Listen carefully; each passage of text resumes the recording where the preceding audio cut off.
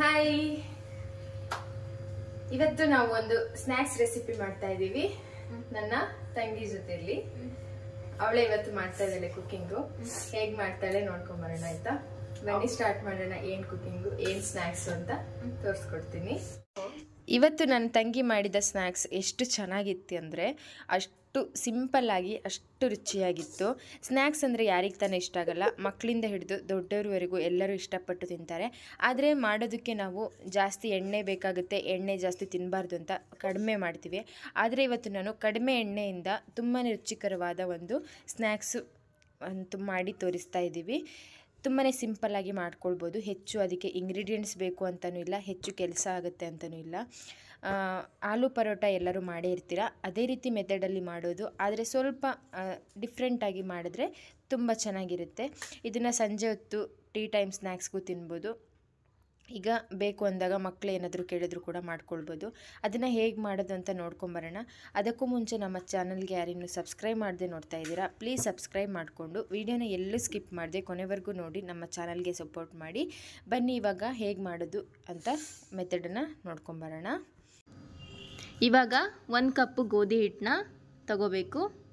ಅದನ್ನು ಒಂದು ಪ್ಲೇಟಿಗೆ ಹಾಕ್ಕೊಂಡು ಚೆನ್ನಾಗಿ ನೀರು ಹಾಕಿ ಕಲಿಸ್ಕೊಳ್ಬೇಕು ತಾನೆ.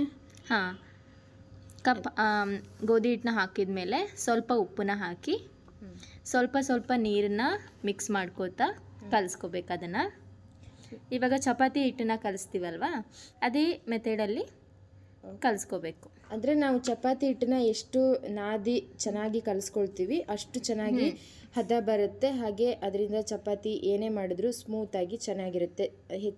ಎಷ್ಟೊತ್ತಿಟ್ಟರು ಗಟ್ಟಿ ಆಗಲ್ಲ. ಹಾಗಾಗಿ ನೀವು ಚಪಾತಿ ಹಿಟ್ಟು ಕಲಿಸ್ಕೊಳ್ಳುವಾಗ ಚೆನ್ನಾಗಿ ನಾದಿ ಒಂದು 5 ರಿಂದ 10 ನಿಮಿಷ ನಾದಿ ಕಲಸಿಟ್ಕೊಳ್ಳಿ. ಇಲ್ಲಿ ನೋಡ್ತಾ ಇರ್ಬೋದು ನೀವು.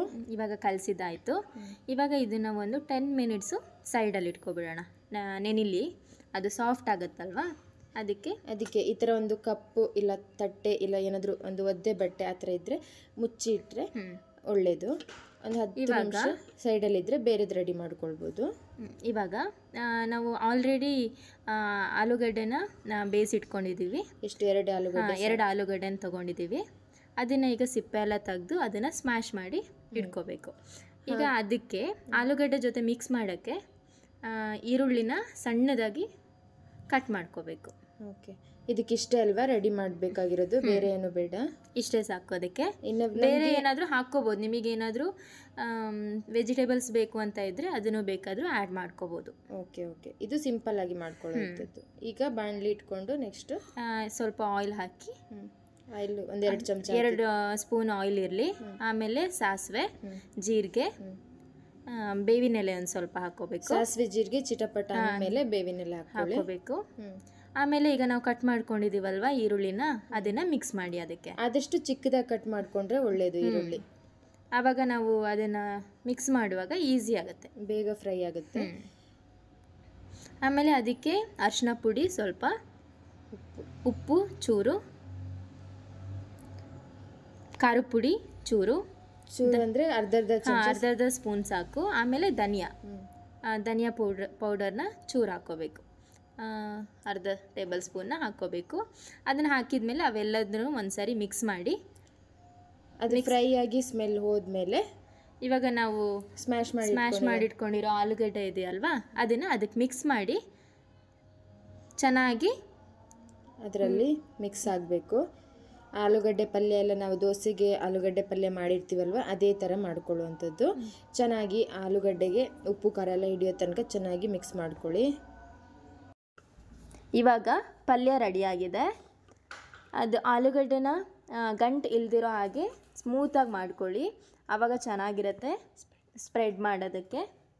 ಇವಾಗ ಅದನ್ನು ಸೈಡಲ್ಲಿ ಇಟ್ಕೊಂಡು ನಾವೀಗ ಫಸ್ಟಿಗೆ ನಾವು ಚಪಾತಿ ಹಿಟ್ಟನ್ನು ಕಲಸಿ ಇಟ್ಕೊಂಡಿರ್ತೀವಲ್ಲ, ಅದನ್ನು ಸಣ್ಣದಾಗಿ ಬಾಲ್ ರೀತಿ ಮಾಡಿಕೊಂಡು ಚೆನ್ನಾಗಿ ನೆಂದಿದ್ರೆ ನಮಗೆ ಚೆನ್ನಾಗಿ ಆಗುತ್ತೆ ಚಪಾತಿ. ನಾವು ಮಾಮೂಲಿಯಾಗಿ ಚಪಾತಿ ತೆಳುವಾಗಿ ಮಾಡ್ತೀವಿ, ಆದರೆ ಇಲ್ಲಿ ಸ್ವಲ್ಪ ದಪ್ಪದಾಗಿ ಬಾಲ್ಸ್ ತೆಗೆದುಕೊಳ್ಳಿ.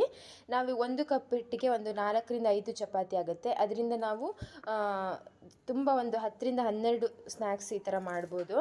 ಚೆನ್ನಾಗಿ ಈ ಥರ ತೆಳುವಾಗಿ ಸ್ವಲ್ಪನೇ ಹಿಟ್ಟು ಹಾಕ್ಕೊಂಡು ಈ ಥರ ಸ್ಪ್ರೆಡ್ ಮಾಡಿಕೊಂಡು ಅಗಲವಾಗಿ ಮಾಡ್ಕೊಳ್ಳಿ. ಹಿಟ್ಟು ಹಾಕೋದ್ರಿಂದ ಅದು ಉಬ್ಬಿ ಬರೋದಕ್ಕೆ ಈಸಿ ಆಗುತ್ತೆ. ಹಾಗಾಗಿ ಇವಾಗ ಚಪಾತಿ ರೆಡಿ ಆಗಿದೆ. ಅದಕ್ಕೆ ನಾವು ಪಲ್ಯ ರೆಡಿ ಮಾಡ್ಕೊಂಡಿರ್ತೀವಲ್ವ, ಅದನ್ನು 2 ಚಮಚ ಅಷ್ಟೇ ಅದನ್ನು ಅದಕ್ಕೆ ಹಾಕ್ಕೋಬೇಕು. ಹಾಕಿದ ಮೇಲೆ ಅದನ್ನು ನೀಟಾಗಿ ಸ್ಪ್ರೆಡ್ ಮಾಡ್ಕೋಬೇಕು. ಆಮೇಲೆ ನೀಟಾಗಿ ಸ್ಪ್ರೆಡ್ ಮಾಡಿದ ಮೇಲೆ ಅದು ಸ್ವಲ್ಪನೂ ನಾವು ಒಂದು ಕಡೆ ಜಾಸ್ತಿ ಒಂದು ಕಡೆ ಕಡಿಮೆ ಇದ್ದರೆ ನಮಗೆ ಕ್ಲೋಸ್ ಮಾಡಿದಾಗ ಅದು ಹರಿದೋಗೋ ಚಾನ್ಸಸ್ ಇರುತ್ತೆ. ಹಾಗಾಗಿ ಲೆವೆಲ್ಲಾಗಿ ಈ ಥರ ಸ್ಪ್ರೆಡ್ ಮಾಡ್ಕೊಳ್ಳಿ, ಚೆನ್ನಾಗಿ ಅದು ಹಿಡಿಯೋ ಥರ ಒಳಗಡೆ. ಈಗ ಪರೋಟ ಎಲ್ಲ ಮಾಡ್ತೀವಲ್ವ ಆ ಥರ. ಇವಾಗ ಅದನ್ನು ಕ್ಲೋಸ್ ಮಾಡಬೇಕು. ಕ್ಲೋಸ್ ಮಾಡಿ ಒಂದು ಸ್ವಲ್ಪ ಸ್ಮೂತಾಗಿ ಎಲ್ಲ ಕಡೆ ಸ್ಪ್ರೆಡ್ ಮಾಡಿ ಥರ ಇದು ಮಾಡ್ಕೊಳ್ಳಿ, ಕ್ಲೋಸ್ ಆಗೋ ಥರ. ಅದಕ್ಕೆ ಒಂದು ಸ್ವಲ್ಪ ಹಿಟ್ಟು ಹಾಕ್ಕೊಂಡು ಲೈಟಾಗಿ ಲಟ್ಟಣಿಗೆಯಲ್ಲಿ ಈ ಥರ ಚಪಾತಿ ಥರ ಅಗಲ ಮಾಡ್ಕೊಳ್ಳಿ. ಜಾಸ್ತಿ ಅಗಲ ಬೇಡ, ಒಳಗಡೆ ಇರೋದೆಲ್ಲ ಹೊರಗೆ ಬಂದುಬಿಡುತ್ತೆ. ಹಾಗಾಗಿ 2 ಸೈಡು ಸ್ವಲ್ಪ ಸ್ವಲ್ಪ ಹಿಟ್ಟು ಹಾಕ್ಕೊಂಡು ಚೆನ್ನಾಗಿ ಈ ಥರ ಸ್ವಲ್ಪ ಅಗಲ ಮಾಡ್ಕೊಳ್ಳಿ. ನಮಗೆ ಕಟ್ ಮಾಡ್ಕೊಳ್ಳುವಾಗ ಈಸಿ ಆಗಲಿ, ಸ್ವಲ್ಪ ಶೇಪ್ ಬರಲಿ ಅನ್ನೋದಕ್ಕೋಸ್ಕರ. ಇವಾಗ ನೋಡ್ತಾ ಇರ್ಬೋದು ನೀವು, ಇಷ್ಟು ಅಗಲ ಮಾಡ್ಕೊಂಡಿದ್ದೀನಿ. ಸೇಮ್ ಆಲೂ ಪರೋಟ ಮಾಡ್ತೀವಲ್ಲ ಅದೇ ಥರ. ಇವಾಗ ಗ್ಯಾಸ್ ಮೇಲೆ ಒಂದು ತವಾ ಇಡಬೇಕು. ಅದು ಒಂದು ಸ್ವಲ್ಪ ಕಾದ್ಮೇಲೆ ಇವಾಗ ನಾವು ರೆಡಿ ಮಾಡಿದ್ನ ಅದಕ್ಕೆ ಹಾಕ್ಕೋಬೇಕು. ಇವಾಗ ನಾವೇನು ಎಣ್ಣೆ ಹಾಕೋದೇನು ಬೇಡ, ಎಣ್ಣೆ ಹಾಕೋದೇನು ಬೇಡ. ಇವಾಗ ಅದು ಹಾಗೆ 2 ಸೈಡು ನಾವು ಬೇಯಿಸ್ಕೊಳ್ಬೇಕು. ಬೇಯಿಸಿದ ಮೇಲೆ ನೋಡ್ತಾ ಇರ್ಬೋದು ನೀವು, ಅದು ಹೇಗೆ ಚೆನ್ನಾಗಿದೆ ನೋಡಿ, ಉಬ್ಬಿ ಬರುತ್ತೆ. ಇವಾಗಲೇ ಕೂಡ ನಾವು ಎಣ್ಣೆ ಹೀಗೆ ಕೂಡ ತಿನ್ನೋರು ತಿನ್ಬೋದು. ನಾವು ಆಲೂ ಪರೋಟ ಎಲ್ಲ ಮಾಡ್ತೀವಲ್ವಾ, ನೋಡ್ತಾ ಇರ್ಬೋದು. ಆಯಿಲ್ ತಿನ್ನದೇ ಇರೋರು ಕೂಡ ಇದನ್ನ ಹಾಗೆ ತಿನ್ಬೋದು. ಚೆನ್ನಾಗಿರುತ್ತೆ, ಚೆನ್ನಾಗಿ ಟೇಸ್ಟ್ ಆಗಿರುತ್ತೆ. ಇವಾಗ ಅದನ್ನ ಒಂದು ಪ್ಲೇಟಿಗೆ ಹಾಕೋಬಿಡೋಣ. ಹೇಗೆ ಕಾಣಿಸ್ತಿದೆ ನೋಡಿ.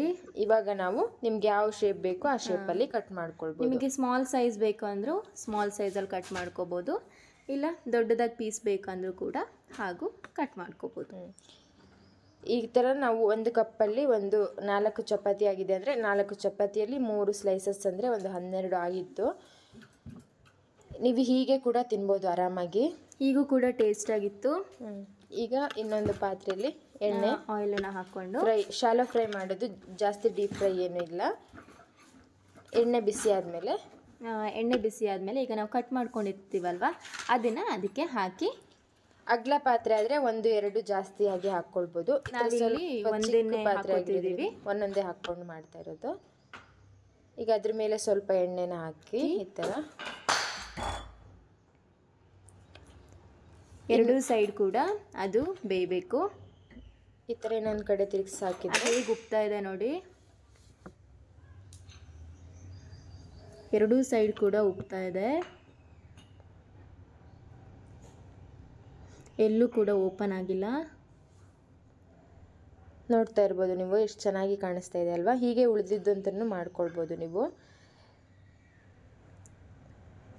ಚೆನ್ನಾಗಿ ನಾವು ಕ್ಲೋಸ್ ಮಾಡಿ ಇದರಲ್ಲಿ ಎಣ್ಣೆಯಲ್ಲಿ ಬಿಟ್ಟರೆ ಚೆನ್ನಾಗಿ ಬರುತ್ತೆ. ಕಟ್ ಮಾಡ್ಕೊಳ್ಳುವಾಗ ನೋಡಿಕೊಂಡು ಕಟ್ ಮಾಡ್ಕೊಳ್ಳಿ ಅಷ್ಟೇ.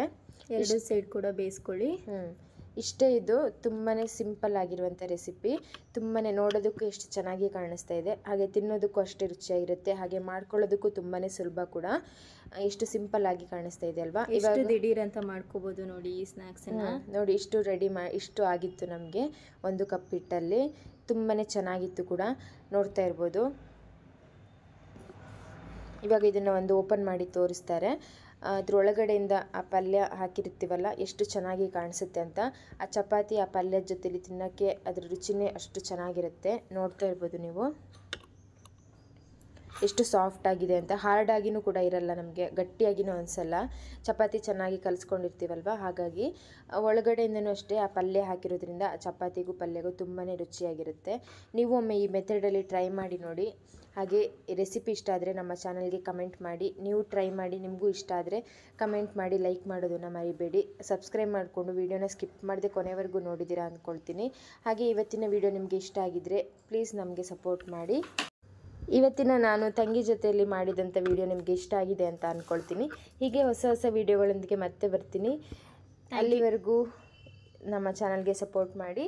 Thank you for watching. See you in the next video. Bye bye.